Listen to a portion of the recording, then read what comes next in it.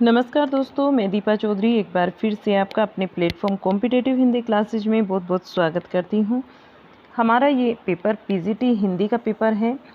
PGT Hindi 2021 का paper है और ये पेपर जो है 18 जुलाई 2021 को हुआ था। शिफ्ट 1 में मेल वाला पेपर है। इसके हम 100 क्वेश्चंस यहाँ कंप्लीट कर चुके हैं। आज की जो क्लास होगी हमारी स्टार्ट वो क्वेश्चन नंबर 101 से स्टार्ट होगी, ठीक है। और क्लास को शुरू करने से पहले में जो बच्चे नए हैं आज की क्लास में ही उन्होंने पार्ट लिया है तो उनके लिए ये इन्फॉर्मेशन काफ़ी ज़रूरी है। बेटा हम 2018 वाले सारे सेट कर चुके हैं, चाहे वो टीजीटी हो या फिर पीजीटी हो। हमने टीजीटी के यहाँ पर 6 सेट किए हैं और पीजीटी के हमने 5 सेट किए हैं। 2014 के पेपर भी हमारे कंप्लीट हो चुके हैं। अगर आप लोगों ने ये वाली क्लासेस नहीं ली है तो आप ज़रूर जाइए चैनल पर। वहाँ DSSB TGT PGT के नाम से प्रीवियस ईयर क्वेश्चंस की एक प्लेलिस्ट बनी हुई है और उस क्लास के उसके अंतर्गत प्लेलिस्ट के आपको ये सारी जो क्लासेस हैं ये सीक्वेंस वाइज मिलेंगी। आप वहाँ जाइए और इन क्लासेस को ज़रूर लीजिए। एक बार ये क्लास आप 1 से 2 बार अगर देख लेते हैं तो ये सारे क्वेश्चंस आपको लर्न भी हो जाएंगे और जो आपको ये पता चलेगा इस चीज़ से कि कौन सा मतलब टॉपिक ज़्यादा इम्पोर्टेंट है, कहाँ से हमारे क्वेश्चंस आते हैं, हमें कितना पढ़ने की आवश्यकता है, ठीक है। और एक और बात बेटा, जो पीजीटी है ना, ये पीजीटी का लास्ट पेपर है। 2021 का पीजीटी भी हमारा कंप्लीट हो गया है।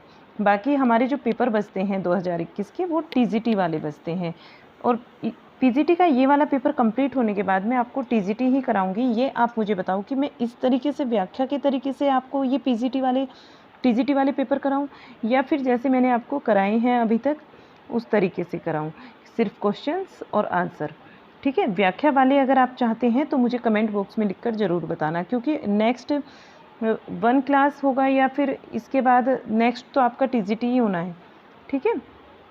तो चलिए आज की क्लास को शुरू कर लेते हैं।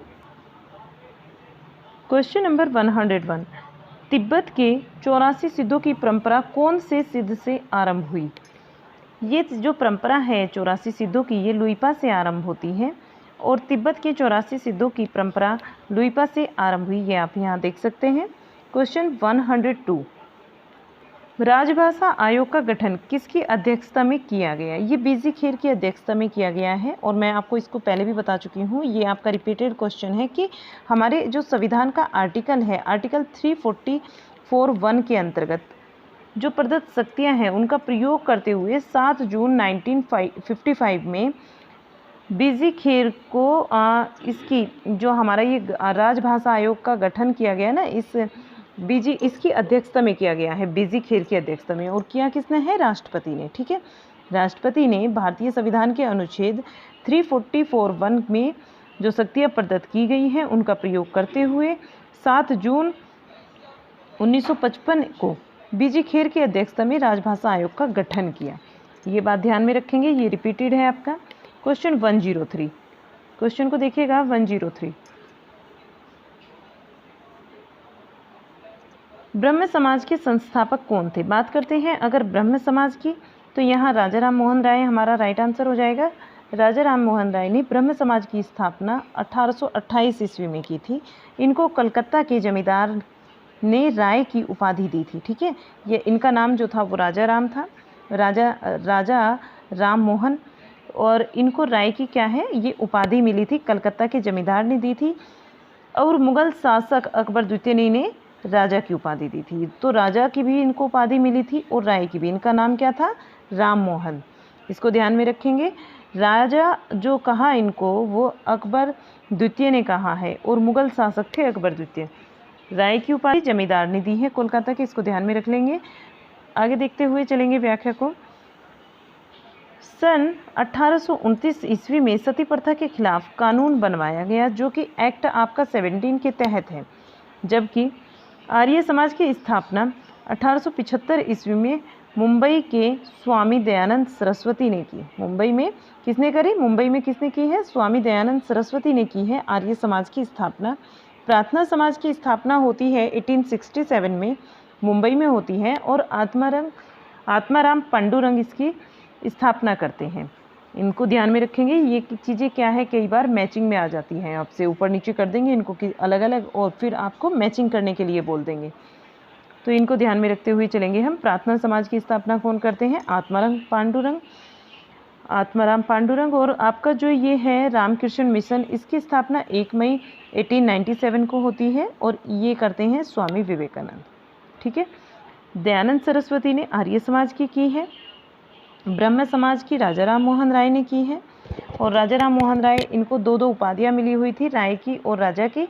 राजा की जो उपाधि है ये इनको अकबर द्वितीय ने दी थी, और राय इनको जो आपके कलकत्ता के जमींदार जो थे उन्होंने दी थी। ठीक है। स्वामी जो दयानंद है, इन्होंने आर्य समाज की स्थापना की है। आत्माराम पांडुरंग ने प्रार्थना समाज की, और स्वामी विवेकानंद जी ने रामकृष्ण मिशन की स्थापना की है। ये 2-3 बार मैंने आपको रिपीट किया जिससे आपको याद रहे। तो चलिए अगले क्वेश्चन पर चलते हैं।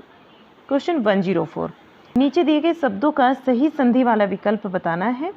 तो गिरिधन ईस का क्या होता है? ग्रीस होता है। राइट आंसर बनेगा ग्रीस, क्योंकि ग्रीस जो है ये सही संधि वाला विकल्प है। इसमें दीर्घ संधि है। कैसी संधि है ये देख लीजिए यहाँ पर। अगर आपने संधि का क्लास देखा होगा तो आपने एकदम पकड़ ली होगी ये चीज़ें। ठीक है। यदि प्रथम शब्द के अंत में ह्रस्व तथा दीर्घ अ, ई, उ और री, ये इनमें से कोई एक वर्ण हो, या क्या हो, द्वितीय शब्द के आदि में उसी के समान कोई वर्ण हो, तो दोनों के स्थान पर क्या हो जाता है? दीर्घ हो जाता है। जैसे अब देख सकते हैं, कटुधन उक्ति कटुक्ति हो जाता है, यानी कि जब उ मिलते हैं तो दीर्घु बनाते हैं, ए अ मिलते हैं तो ये क्या बनाएंगे? दीर्घा बना देंगे। री मिलेंगे तो दीर्घ बना देंगे। ऐसे ही ई अगर आपके मिलते हैं, चाहे वो इस छोटा हो या फिर बड़ा, आपका क्या बनाएंगे? दीर्घ ही बनाएंगे। क्वेश्चन देखिएगा 105, नीचे दिए गए शब्दों का सही संधि विच्छेद वाला विकल्प पहचानना है। यथा अवसर का आपको बताना है। यथा अवसर का तो आप क्या लिखेंगे यहाँ पर? यथा धन अवसर। राइट हो जाएगा आपका यथा धन अवसर। इसमें भी आप देख सकते हैं कि यदि प्रथम शब्द के अंत में ह्रस्व या फिर दीर्घ, ह्रस्व हो या फिर दीर्घ हो और कोई एक वर्ण आया हो, तो वहाँ द्वितीय शब्द के आदि में उसी के समान कोई वर्ण हो, तो दोनों के स्थान पर दीर्घ हो जाता है। ये हमने अभी देखा कि आपको बताया मैंने, चाहे आपका छोटी ही हो बड़ी ही हो, दोनों मिलते हैं आपस में तो दीर्घ ही बनाएंगे। उ अगर आपसे मिलते हैं आपस में दीर्घ का निर्माण करते हैं। अ अगर मिलते हैं तो वो दीर्घा का निर्माण करते हैं। आप ये भी देख सकते हैं, कपिधनीस कपीस बनता है, भूधन उष्मा भूष्मा बनता है, वेदधन अंत बनता है वेदांत। रामचरितमानस की रचना कब प्रारंभ हुई? रामचरितमानस को जरूर याद करेंगे, किसने लिखा है, कितने कांड हैं, और कांडों का क्रम याद करेंगे जरूर। ये रिपीटेड क्वेश्चन है आपका, कई बार आया पेपर में।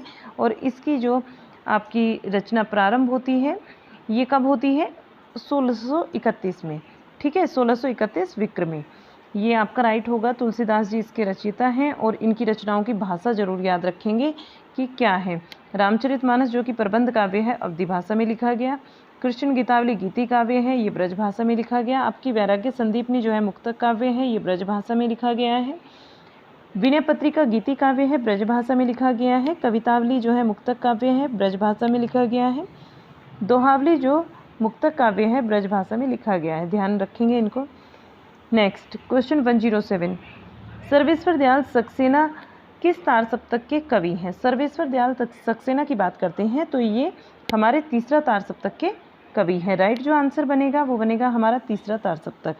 सर्वेश्वर दयाल सक्सेना तीसरा तार सप्तक, इसकी स्थापना जब होती है, इसकी स्थापना का जो टाइम है वो 1959 है के कवि हैं। और तीसरा तार सप्तक हमारा 1959 में संकलित कवि इस प्रकार हैं। कौन कौन से कवि होंगे हमारे तीसरे तार सप्तक में? एक तो वो है आपका प्रयाग नारायण त्रिपाठी, मदन वात्सायन भी हैं इसमें, और इसमें विजयदेव नारायण शाही भी हैं। विजयदेव नारायण शाही भी हो जाएंगे। आपका कुंवर नारायण भी यहाँ पर आपको देखने को मिलेंगे। सर्वेश्वर दयाल सक्सेना मिलेंगे, कीर्ति सिंह और कीर्ति चौधरी मिलेंगे। ठीक है, ये 7 कवि हैं जो आपको ये यहाँ पर जरूर होंगे, आपको देखने को मिलेंगे। कुंवर नारायण, सर्वेश्वर दयाल सक्सेना, केदारनाथ सिंह, कीर्ति चौधरी और प्रयाग नारायण त्रिपाठी, मदन वात्सायन तथा विजयदेव नारायण शाही। ये सातों आपके तीसरा तार सप्तक के अंतर्गत होंगे। आगे के जो संपादक हैं इसमें 4 सप्तक प्रकाशित होते हैं, जो कि इस प्रकार है। तार सप्तक का प्रकाशन 1943 में होता है। दूसरा जो तार सप्तक है वो 1951 की रचना है। तीसरा तार सप्तक 1959 और चौथा तार सप्तक जो है वो 1979।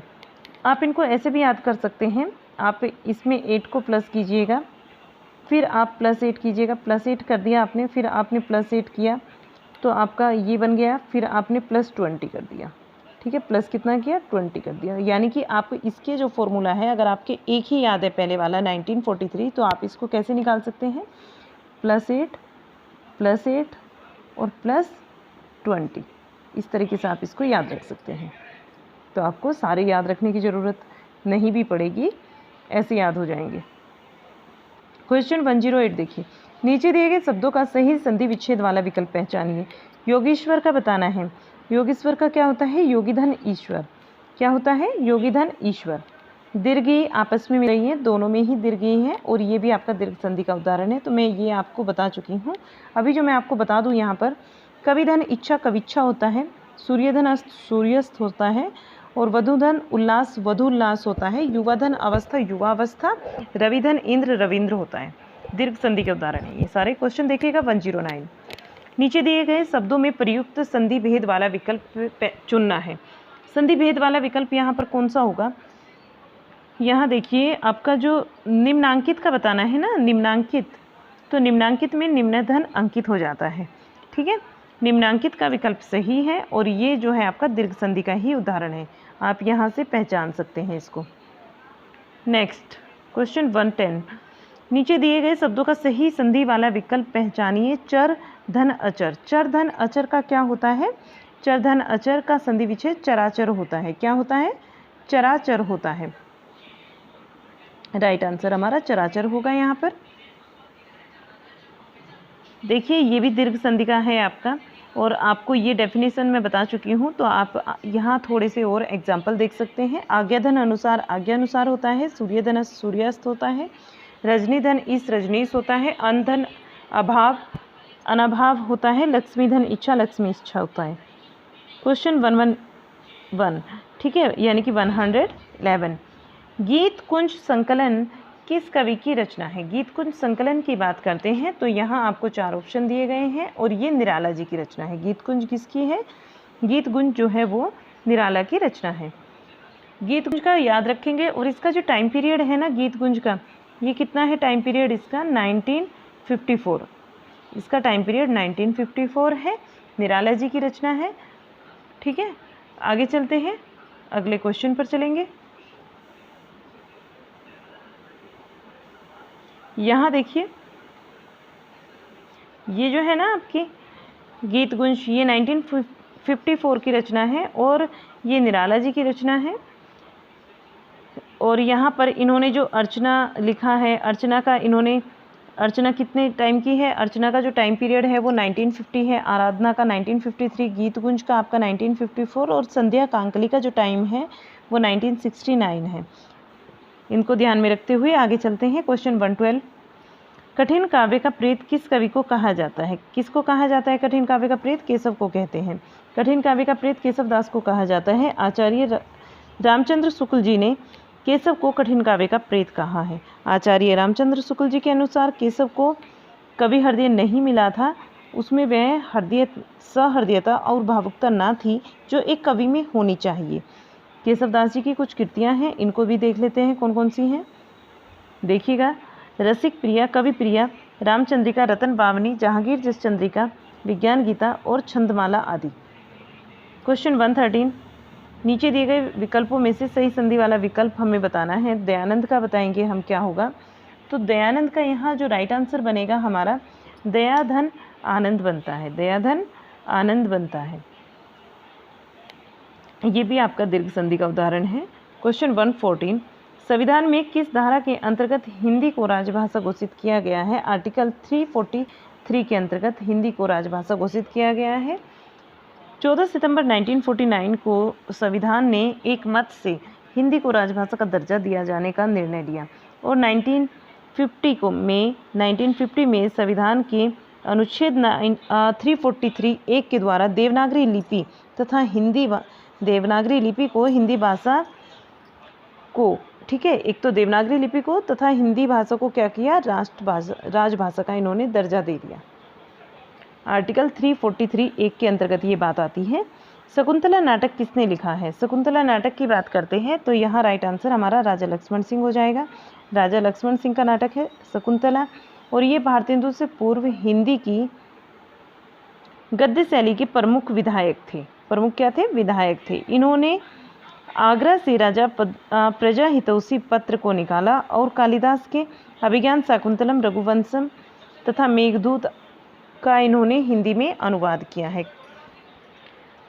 116 क्वेश्चन को देखते हैं। इनमें से कौन सा अर्ध सम्मात्रिक छंद नहीं है? अर्ध सम्मात्रिक की बात करते हैं तो यहाँ हमारा छप्पे अर्ध सम्मात्रिक नहीं होगा। आगे चलते हैं। छप्पे क्या होगा? अर्ध सम्मात्रिक छंद नहीं है। अर्ध सम्मात्रिक के अंतर्गत दोहा आता है, सोरठा आता है, बरवई आता है, ये अर्ध सम्मात्रिक छंद हैं। बाकी दोहा के विषम चरणों में, दोहा के ये मैंने बता दिया आपको, पहली क्लास में बताया था कि दोहा के जो विषम चरण होते हैं, यानी कि पहला और तीसरा जो चरण होते हैं उसमें 13 मात्राएं होती हैं। देखिए पहला और तीसरा, यहाँ पर आप अगर भूल भी जाते हैं कि किस में होती हैं 13 मात्राएं, तो दोहा की बात याद रखेंगे। और पहला यहाँ पर लिखा ही है, तीसरा भी बना हुआ है, 3 भी बना हुआ है, यानी पहले तीसरे में कितनी मात्राएं होती हैं? 13 मात्राएं होती हैं। और सम चरणों में 11 मात्राएं होती है। सम को कैसे याद रखेंगे? 1 + 1 कितना होता है? 2 होता है, और इनको चारों को जोड़ देंगे तो कितना हो जाएगा? 4 हो जाएगा। तो समचरण हो गए हमारे दूसरा और चौथा, उनमें होती है 11 मात्राएं। सोरठा दोहे का उल्टा होता है।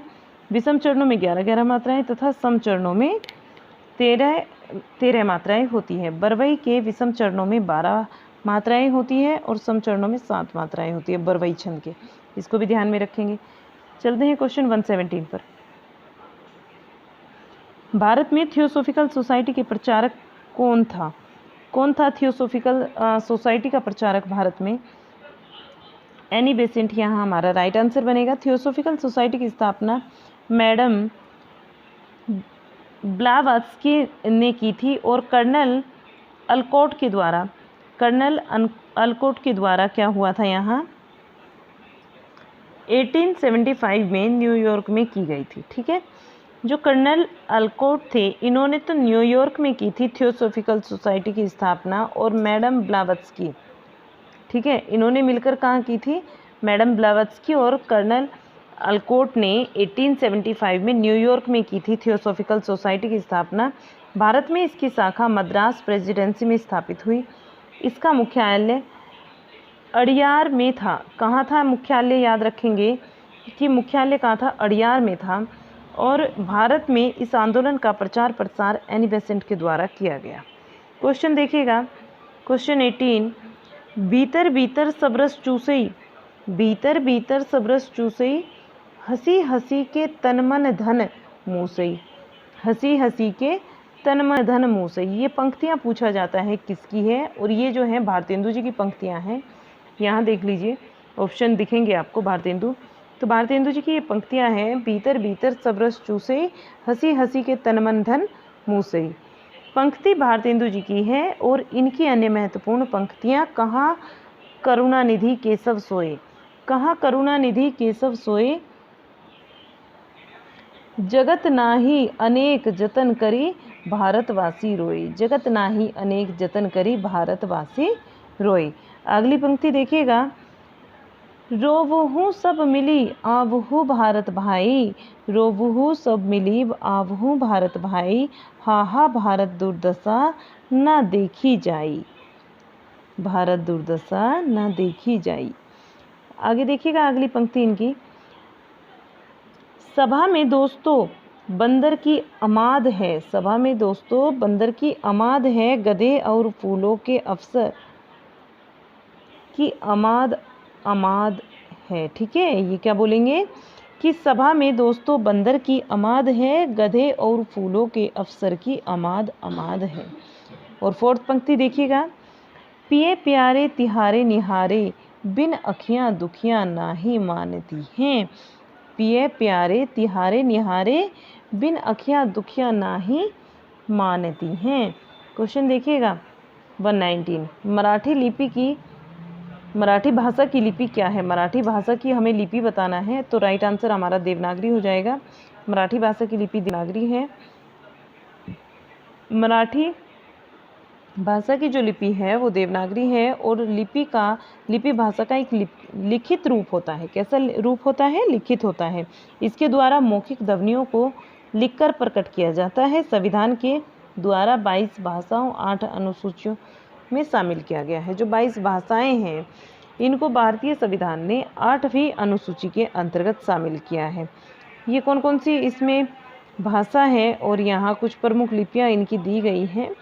तो मलयालम जो है वो मलयालम में ही लिखी जाती है, मराठी देवनागरी में लिखी जाती है, नेपाली नेपाली में, उड़िया भी लिखी जाती है, पंजाबी गुरुमुखी में लिखी जाती है, उर्दू अरबी फ़ारसी में लिखी जाती है, बंगाली जो है वो बंगला में लिखी जाती है। ठीक है, चलते हैं अगले क्वेश्चन पर। क्वेश्चन 120, नीचे दिए गए शब्दों में प्रयुक्त संधि भेद वाक्य का सही विकल्प चुनना है। हमें संधि भेद का जो सही विकल्प है वो चुनना है, और शास्त्रार्थ यहाँ देखना है कौन सा है। शास्त्रार्थ में सी सही होगा। शास्त्र धन अर्थ होता है, इसका संधि विच्छेद जब हम करते हैं शास्त्र धन अर्थ होता है। दीर्घ संधि का ये उदाहरण है, दीर्घ स्वर संधि। इसके अन्य उदाहरण भी देख लीजिए, क्योंकि डेफिनेशन तो मैं आपको कई बार बताई है। ये भानुधन उदय भानुदय, दैत्य धन अरि दैत्य अरि, जानकी धन ईस जानकीस, राम धन आधार रामाधार, मही धन इंद्र महेंद्र। और ये जो मात्रा होती है ना यहाँ पर, आ की हो, ई की हो या फिर ऊ की हो, ये वाली दीर्घ मात्रा होती है। क्वेश्चन 121, जो विषय वस्तु या फिर परिस्थिति स्थायी भावों को उद्दीप्त करे, जो विषय वस्तु या परिस्थिति स्थायी भावों को उद्दीप्त करे अर्थात तेजी प्रदान करे, उसे क्या कहते हैं? जो तेजी को प्रदान करे उसे उद्दीपन विभाव बोलते हैं। आलंबन और उद्दीपन विभावों के कारण उत्पन्न भावों को बाहर प्रकाशित करने वाला कार्य अनुभाव कहलाता है। व्याभिचारी जो है, व्याभिचारी हो या फिर संचारी भाव हो, ये स्थायी भावों के सहायक हैं। ये कैसे हैं? स्थायी भावों के सहायक हैं, जो कि अनुकूल परिस्थितियों में घटते बढ़ते रहते हैं। संचारी भावों की संख्या 33 होती है, जैसे कि निर्वेद, ग्लानि, शंका, असूया, मद और दीनता आदि।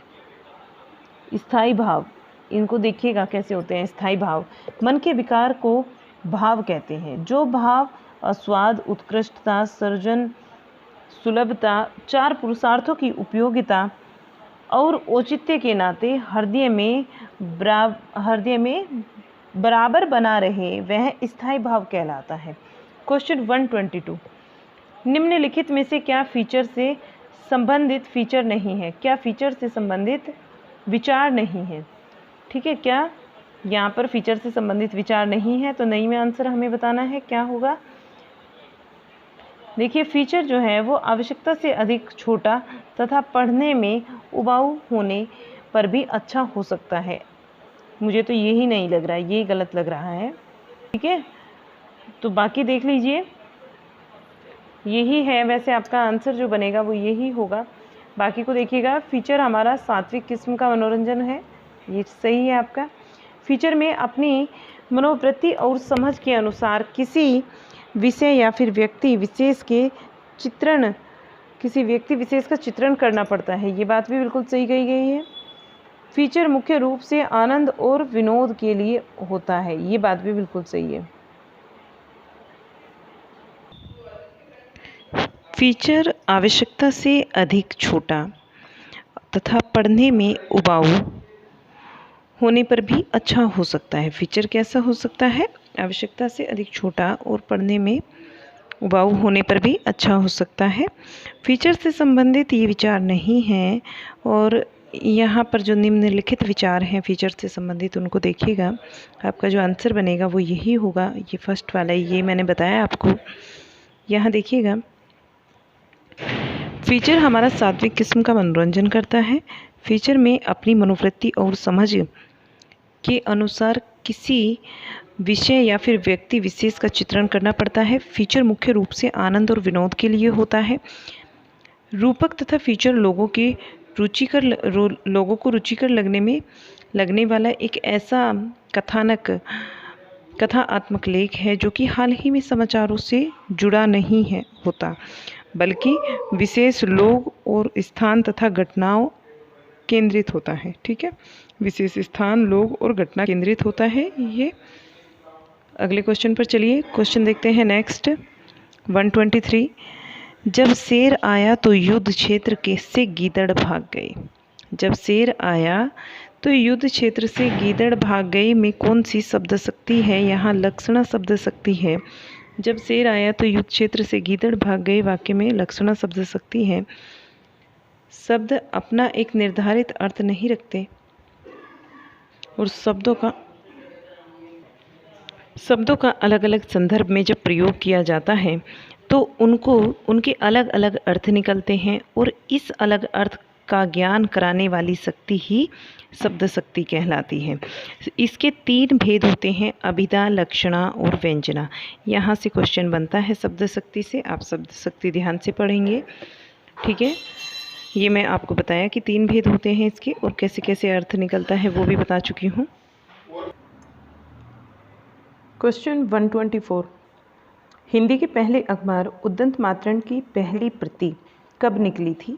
तो इसकी जो पहली प्रति निकली थी वो 30 मई को निकली थी, 30 मई 1826 को, और ये पंडित जुगल किशोर जी ने इसका संपादक किया था तथा ये साप्ताहिक पत्र था। ये कैसा पत्र था? साप्ताहिक पत्र था और ये आपका बहुत बार रिपीट हुआ है। अब तक 18 में टीजीटी पीजीटी बोथ में रिपीट हुआ है और 2021 के पीजीटी में भी ये रिपीट हुआ है। ठीक है, हिंदी का पहला समाचार पत्र था ये, इसको ध्यान में रखेंगे। और इसका जो राइट आंसर बनेगा 30 मई बनेगा। 30 मई को हम पत्रकारिता दिवस के रूप में भी मनाते हैं। क्वेश्चन 125। निम्न में से कौन सी पत्रिका मासिक पत्रिका नहीं है? मासिक की बात करते हैं तो यहाँ जागरण हमारा राइट आंसर होगा। जागरण पत्रिका मासिक नहीं है और बहुत सारी पत्रिकाएं हैं तो इनके विषय में देख लेते हैं। जागरण जो है वो शिवपूजन साय की है। शिवपूजन साय इसका संपादक थे और ये 1932 की है, साप्ताहिक है और ये बनारस से प्रकाशित हुई थी।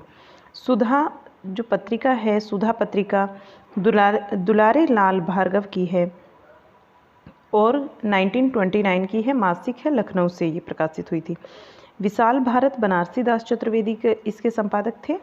1928 की है ये, 1928 इसका प्रकाशन वर्ष है, मासिक पत्रिका है, कलकत्ता से ये प्रकाशित हुई थी।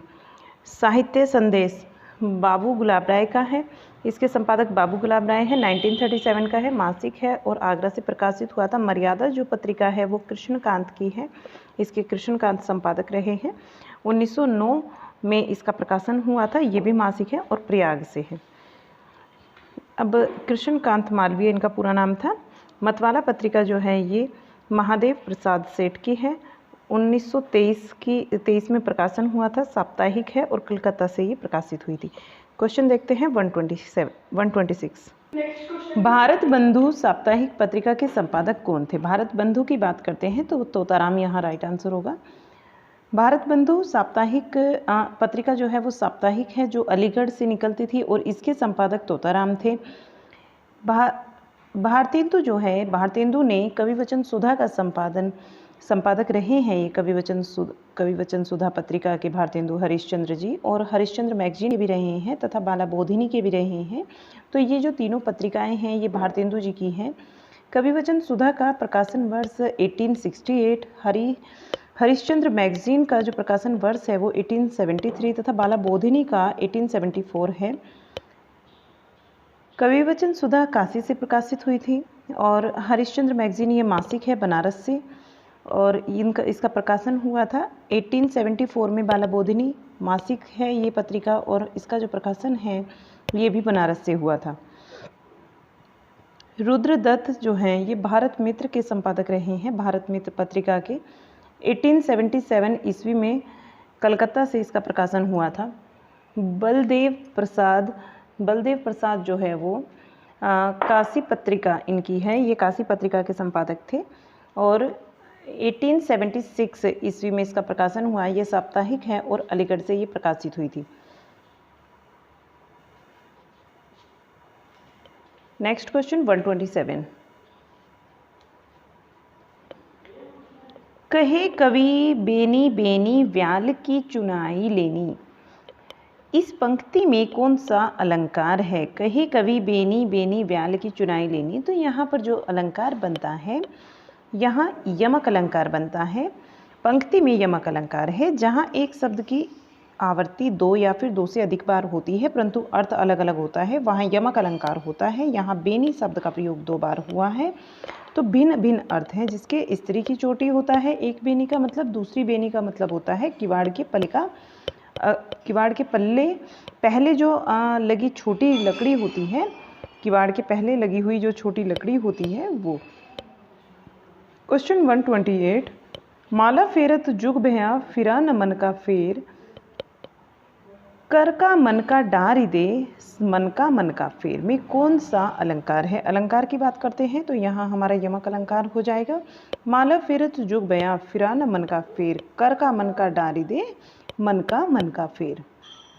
यहाँ पंक्ति में यमक अलंकार है जहाँ एक शब्द की 2 बार आवृत्ति होती है, 2 या 2 से अधिक बार, अर्थ उसके अलग अलग होते हैं। यमक अलंकार वहाँ होता है। मन का मतलब यहाँ एक जगह हृदय से लिया गया है और दूसरे मन के का अर्थ जो है वो मोतियों की माला से लिया गया है।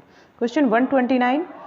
जहाँ उपमेय और उपमान में कोई अंतर नहीं दिखाई दे वहाँ कौन सा अलंकार होता है? जहाँ उपमेय और उपमान में कोई अंतर दिखाई नहीं देता वहाँ कौन सा अलंकार होता है? रूपक अलंकार होता है। राइट आंसर जो यहाँ पर बनेगा वो रूपक बनेगा। जहाँ पर कोई भी अंतर हमें उपमेय और उपमान में दिखाई नहीं देता, जहाँ उपमेय पर उपमान का आरोप या फिर उपमेय का उपमान पर अभेद ही रूप होता है, अभेद ही होता है, तो वहाँ रूपक अलंकार होता है। इसके लिए 3 बातों का होना आवश्यक है। उपमेय को उपमान का रूप दे देना, वाचक पद का लोप हो जाना, या फिर उपमेय का भी साथ साथ वर्णन करना। उपमेय का भी क्या करना है? साथ साथ वर्णन करना। ये तीनों बातें होती हैं तो वहाँ क्या होता है? रूपक अलंकार होता है। क्वेश्चन 130 देखिएगा। आज के समय में उपभोक्ता को आकर्षित करने का सबसे बेहतरीन तरीका क्या है? उपभोक्ता को अगर आकर्षित करते हैं तो इसका सबसे बेहतरीन तरीका जो है यहाँ विज्ञापन होगा। राइट आंसर विज्ञापन बनेगा। विज्ञापन एक ऐसा जरिया है जिसके माध्यम से वस्तुओं तथा सेवाओं और विचारों की क्वालिटी के बारे में आम जनता को बताना या फिर जनता को अपनी वस्तु की ओर आकर्षित करना, उससे उपभोक्ता आकर्षित होकर वस्तुओं और सेवाओं का अपने इस्तेमाल में उपयोग करके, इसी को विज्ञापन कहा जाता है। इसी को क्या कहते हैं? इसी को विज्ञापन कहते हैं। और रिपोर्ट क्या होता है? रिपोर्ट वह लिखित सामग्री है जो किसी घटना या कार्य योजना समारोह आदि के बारे में प्रत्यक्ष देखकर या छानबीन करके तैयार की गई हो, प्रतिवेदन या फिर रिपोर्ट कहलाती है। 131 क्वेश्चन को देखिए। सिर पर बैठियो काग आँख दो खात निर्कात, निकारत खींचत जब ही प्यार अति ही आनंद और धारत, गिद्ध जांग ही को खोदी खोदी के मांस उपारत, स्वान अंगूरिन काटी काटी के खाद विदारत में कौन सा रस है? रस की बात करते हैं यहाँ, तो यहाँ पर जो हमारा रस बनेगा ये बनेगा हमारा विभित्स रस। कौन सा रस बनेगा यहाँ पर? विभित्स रस। ठीक है, पंक्ति में विभित्स रस है और इसका जो स्थायी भाव होता है वो जुगुप्सा होता है। ठीक है, क्वेश्चन 132 देखिए। कारण सहित उपमेय का उत्कर्ष जहाँ दिखाया जाए वहाँ कौन सा अलंकार होता है? वहाँ पर जो अलंकार बनेगा वो व्यतिरिक्त अलंकार बनेगा। जहाँ पर उपमेय में उपमान की अपेक्षा कुछ विशेषता दिखाई दे, जहाँ व्यतिरिक्त अलंकार होता है, जैसे उनके रस प्रताप के आगे शशि मलिन रवि शीतल लागे, शशि मलिन रवि शीतल लागे। यहाँ उपमेय यश और प्रताप को उपमान तथा शशि एवं सूर्य से उत्कृष्ट कहा गया है। क्वेश्चन 133। पत्रकारिता की वो शैली जो कि 20वीं सदी से प्रमुखता से आई है तथा जिसे लोक पत्रकारिता भी कहा जाता है, वह निम्न में से किससे संबंधित है? वो निम्न में से सेलिब्रिटी पत्रकारिता से संबंधित है। सेलिब्रिटी जो पत्रकारिता है ये पत्रकारिता की वो शैली है जो 20वीं सदी से प्रमुखता में आई है और यह लोगों के निजी जीवन पर केंद्रित है, मुख्य रूप से हस्तियों, फिल्म और रंगमंचन, अभिनेता, मनोरंजन उद्योगों में अन्य उल्लेखनीय लोग जैसे और राजनेता जो सुर्खियों में रहना चाहते हैं। क्वेश्चन 134, गद्य की वह विधा जो किसी एक विषय पर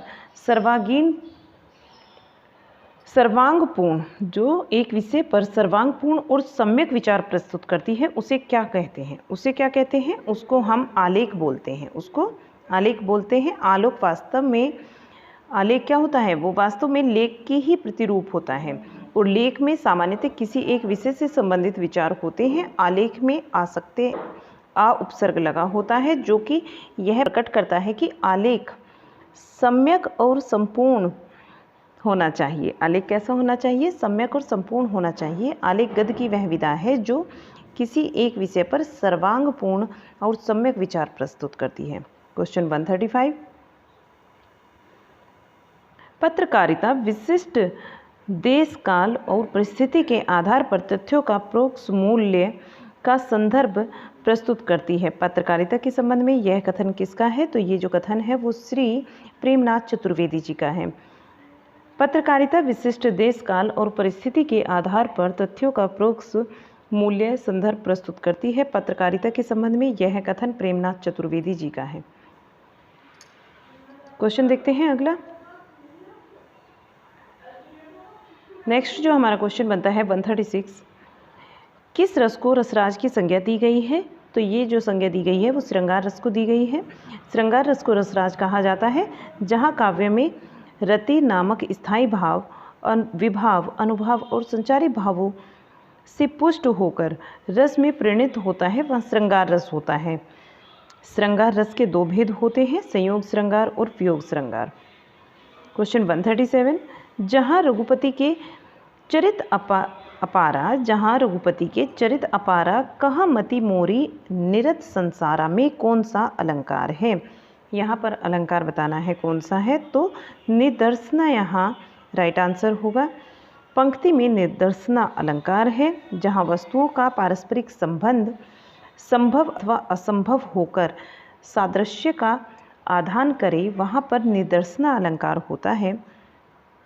क्वेश्चन 138 को देखिए, उपमेय तथा उपमान की संभावना होने पर कौन सा अलंकार होता है? उपमेय और उपमान की संभावना होने पर कौन सा अलंकार होता है? तो वहाँ उत्प्रेक्षा अलंकार होता है। उपमेय में जब उपमान की संभावना हो जाती है तो उत्प्रेक्षा अलंकार वहाँ पर होता है। फूल का सकल माही छाई, जनु बरसु जतु ऋतु प्रकट बुढ़ाई। तो यहाँ जो जनु, इस तरह के जो ये वाचक शब्द हैं, ये शब्द जो होते हैं, इस तरह के शब्द हम उत्प्रेक्षा अलंकार के अंतर्गत देखने को मिलते हैं हमें। कास के फूल उपमेय में वर्षा ऋतु के बुढ़ापे और उपमान की संभवित कल्पना की गई है।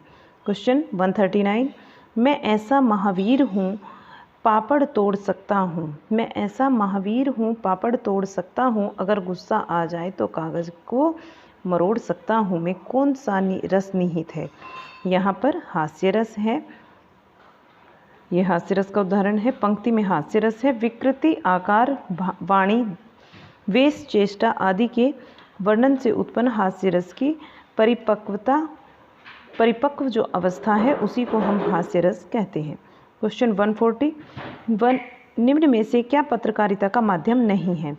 यहाँ पर पत्रकारिता का जो माध्यम नहीं है फेसबुक होगा, ये पत्रकारिता का माध्यम नहीं है। वेब पत्रकारिता और पत्रकारिताएं तथा रेडियो पत्रकारिता माध्यम के अंतर्गत आती है, बट फेसबुक जो है यहाँ पत्रकारिता का माध्यम नहीं है।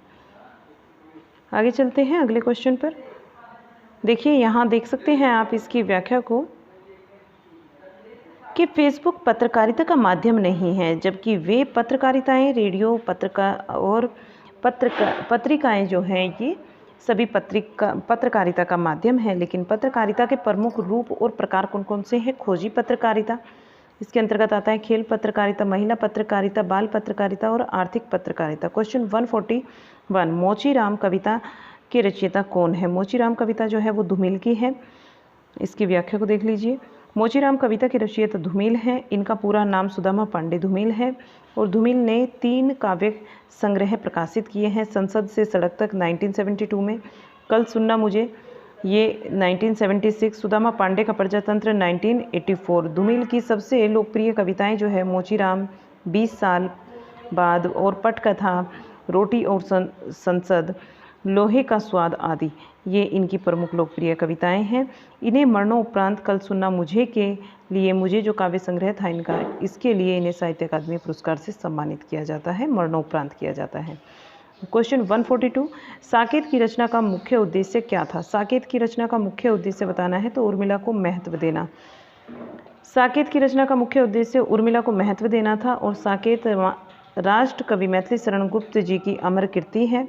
इनकी प्रमुख कृतियां हैं रंग में भंग 1909 की रचना है, जयद्रथ वध 1910 की है, भारत भारती 1912 की है, पंचवटी 1925 की है, झनकार आपकी 1929 की है, साकेत 1931, यशोधरा की बात करते हैं तो 1932 की रचना है, द्वापर आता है 1936। निराला की प्रमुख कृतियां देखते हैं, सरोज स्मृति 1935, राम की शक्ति पूजा आपका 1936, जूही की कली 1916 और तुलसीदास 1938, कुकुरमुत्ता जो है वो 1942। तार सप्तक के संपादक कौन थे? अज्ञे यहाँ राइट आंसर होगा। तार सप्तक के संपादक अज्ञे थे। अज्ञे के संपादक में चार जो सप्तक हैं प्रकाशित हुए थे, 4 सप्तक प्रकाशित हुए थे जो कि इस प्रकार से हैं। तार सप्तक 1943, दूसरा सप्तक 1951, तीसरा सप्तक 1959 और चौथा सप्तक जो है वो 1979। आपको टाइम पीरियड अगर इनका याद नहीं है तो नोट डाउन कर सकते हैं। देखिए, नंदुलारे वाजपेयी ने प्रयोगवाद को बैठे ठेले का धंधा कहा है। बैठे ठेले का धंधा पूछ लिया जाता है आपसे, यूपीटीजीटी में आया है ये क्वेश्चन, आप याद रखेंगे इसको। अज्ञे ने तार सप्तक की भूमिका में प्रयोगवादी कवियों को राहु का अन्वेषी कहा है। क्वेश्चन 144, किसी विशेष सूचना को लोगों तक पहुंचाने के लिए किस प्रकार के विज्ञापन बनाए जाते हैं? किस प्रकार के विज्ञापन बनाए जाते हैं किसी विशेष सूचना को लोगों तक पहुंचाने के लिए?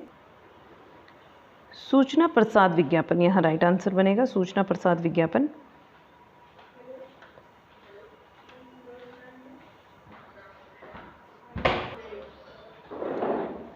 क्वेश्चन है 145, कविता करने की प्रेरणा मुझे सबसे पहले प्रकृति निरीक्षण से मिली, जिसका श्रेय मेरी जन्मभूमि कुर्मांचल प्रदेश को है। यह कथन किस कवि का है? ये जो कथन है ये सुमित्रानंदन पंत का है।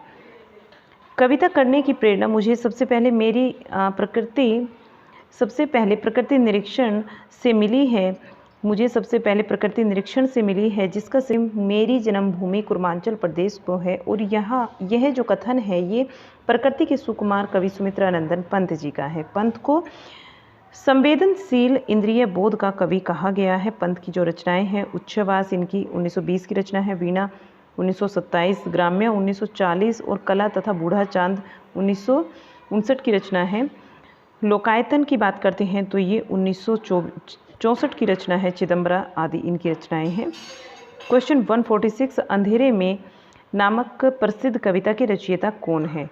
अंधेरे में जो कविता है मुक्तिबोध की है। अंधेरे में प्रसिद्ध कविता की रचयिता मुक्तिबोध है। मुक्तिबोध की 2 काव्य कृतियाँ हैं, चांद का मुँह टेढ़ा 1964, बुरी बुरी खाक धूल 1980। अंधेरे में का पहला जो प्रकाशन हुआ था ये कल्पना पत्रिका में 1964 में आकांक्षा के द्वीप अंधेरे में नाम से प्रकाशित हुआ था। आकांक्षा के द्वीप अंधेरे में इस नाम से इसका प्रकाशन हुआ था। और मुक्तिबोध ने अंधेरे में कविता की रचना फैंटेसी में की है। इसको ध्यान रखेंगे कि अंधेरे में कविता जो है ये रचना फैंटेसी में इन्होंने की है।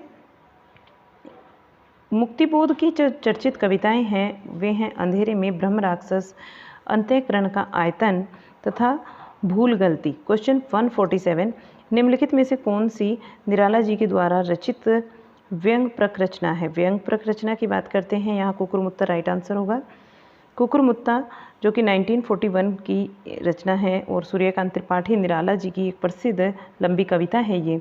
इसमें कवि ने पूंजीवादी सभ्यता पर कुकुरमुत्ता के बयान के बहाने करारा व्यंग किया है। इसमें कुकुरमुत्ता सर्वहारा वर्ग का प्रतिनिधि है और गुलाब जो है वो पूंजीपति वर्ग का प्रतिनिधि करता है। जबकि जूही की कली 1916 की रचना है। मुक्तक छंद में निराला जी की पहली रचना है, जिसे आचार्य महावीर प्रसाद द्विवेदी ने अश्लीलता के आरोप में सरस्वती पत्रिका में छापने से इनकार कर दिया था।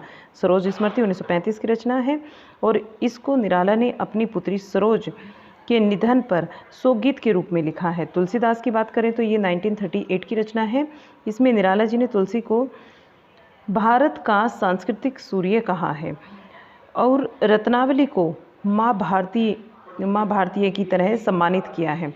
क्वेश्चन 148, निम्न में से कौन सी पत्रिका भारतेंदु जी के द्वारा संपादित पत्रिका नहीं है? भारतेंदु जी के द्वारा जो संपादित पत्रिकाएं हैं उनमें कवि वचन सुधा, हरिश्चंद्र मैगजीन और बाला बोधिनी आती है। काशी पत्रिका नहीं आती, तो काशी पत्रिका हमारा राइट आंसर बनेगा यहाँ। क्वेश्चन देखते हैं, इनकी कुछ और आप इनकी पत्रिकाएं देख लीजिए। यहाँ पर कवि वचन सुधा जो है ये काशी इससे प्रकाशित हुई थी और 1868 की है भारतेंदु जी की। हरिश्चंद्र मैगजीन ये 1873 की है, बनारस से प्रकाशित हुई थी, ये भी भारतेंदु की है। बाला बोधिनी 1874 की है, बनारस से भारतेंदु जी की है पत्रिका। काशी पत्रिका जो है ये 1876 की है, अलीगढ़ से बलदेव प्रसाद की है। भारतेंदु नाम से जो पत्रिका थी ये 1884 की पत्रिका है और वृंदावन से ये प्रकाशित हुई थी। राधाचरण गोस्वामी जी की है, राधाचरण गोस्वामी ने इसका संपादक किया था, ये संपादक कार्य संभाला इसका। तो यहाँ देखिएगा क्वेश्चन 149 बनता है और इस क्लास के अंतर्गत हम 150 क्वेश्चन तक ही कंप्लीट करेंगे, क्योंकि काफ़ी लंबा क्लास हो जाएगा। बाकी बचे हुए जो 50 क्वेश्चन है वो कल पार्ट 4 में कर लेंगे हम, ठीक है। क्वेश्चन 149 देखिएगा, केचुआ छंद का प्रयोग किस कवि ने अपनी कविताओं में किया है? केचुआ छंद का प्रयोग जो है वो किस कवि ने किया है अपनी कविताओं में? राइट आंसर बनता है निराला ने किया है। पंत युगवाणी और पंत ने युगवाणी, ग्राम्य, युगपथ आदि पत्रिकाएं आदि जो आपकी रचनाएं की हैं, आदि रचनाएं की हैं इन्होंने। लेकिन इनका जो युगवाणी का टाइम पीरियड की बात करें तो ये 1939, ग्राम्य का 1940 और युगपथ का जो है वो 1949 होगा।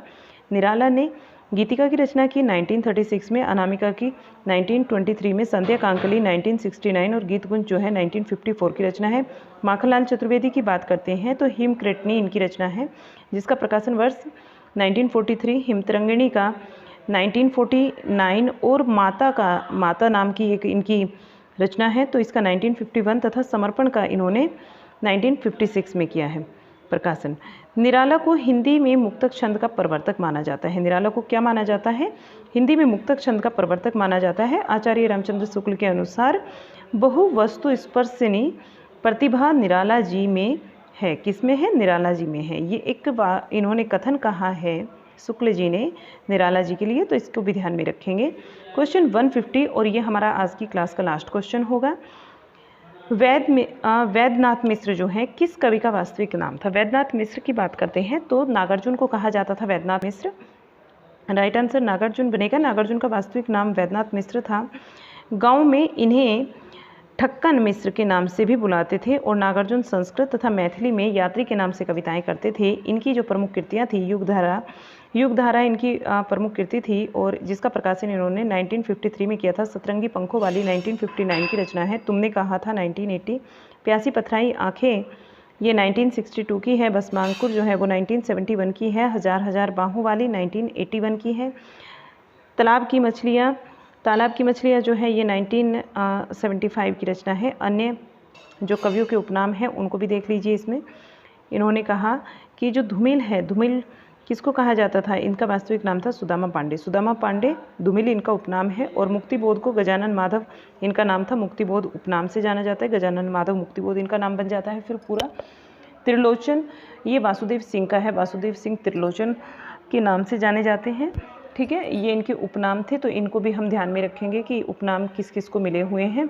और कल की जो क्लास होगी हमारी वो क्वेश्चन नंबर 51 से होगी। आज की क्लास आपको कैसी लगी कमेंट बॉक्स में लिखकर बताइएगा। पसंद आई हो लाइक शेयर जरूर कीजिए अपने दोस्तों को और क्लास को लाइक कीजिए। चैनल पर अगर आप नए हैं तो चैनल को सब्सक्राइब कर लीजिए। मिलते हैं आपसे इसके आगे के 50 क्वेश्चन करेंगे तो हमारा ये पूरा पीजीटी हिंदी 2021 के सारे पेपर कंप्लीट हो जाएंगे अगले 50 क्वेश्चंस के साथ में। फिर हम टीजीटी करेंगे। नेक्स्ट क्लास जो हमारा आगे आएगा इन 50 क्वेश्चंस के बाद में, तो वो फिर टीजीटी का आएगा। और टीजीटी आपको मुझे बताना आप इसी तरीके से व्याख्या में करना चाहते हैं या फिर क्वेश्चन और आंसर करना चाहते हैं, ये भी आप कमेंट बॉक्स में लिख के दीजिएगा। चलिए मिलते हैं आपसे अगली क्लास में, तब तक के लिए बाय बाय।